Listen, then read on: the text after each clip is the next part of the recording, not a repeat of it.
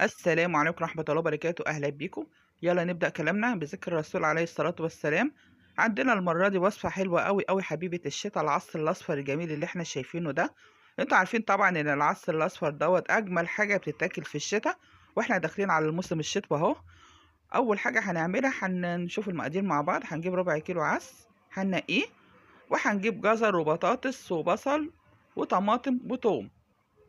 دي المقادير اللي هنعمل بيها الوصفة بتاعتنا النهاردة. هنغسل الجزر ونخرطه، والبطاطس هنغسلها ونخرطها.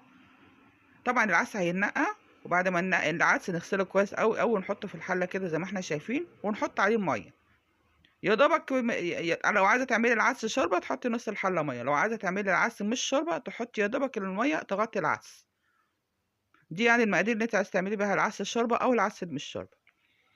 وبعدين هنحط المقادير اللي احنا قلناها مع بعض: الجزر والبطاطس والثوم.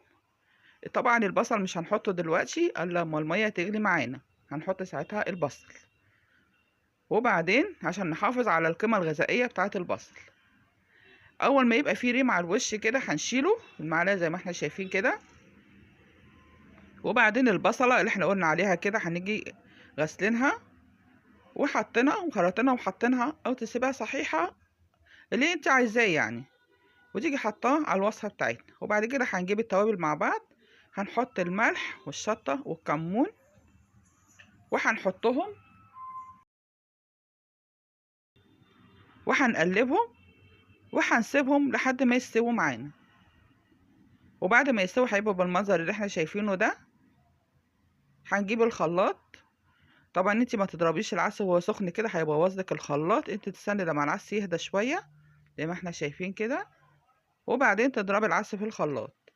هيبقى بالمنظر اللي انا هنوريهولك ده. هيبقى عدس صحي وجميل جدا ولذيذ وطعمه جميل جدا. وبعد ما نضرب العدس هيبقى بالمنظر ده. احلى عدس اصفر عملتيه في حياتك. وبعدين هتحطيه في الحله. وبعدين هنجيب بصلايه حلوه تانية هنبشرها، او تخرطيها زي ما انت عايزه، او تعمليها حلقات زي ما انت عايزه. وتيجي جايبه زيت ومحمره البصله بتاعتنا اللي احنا عملناها مع بعض. بعد ما بشرناها عايزه تحمري حمري، عايزه يبقى لونها ذهبي لونها ذهبي، اللون اللي انت عايزاه.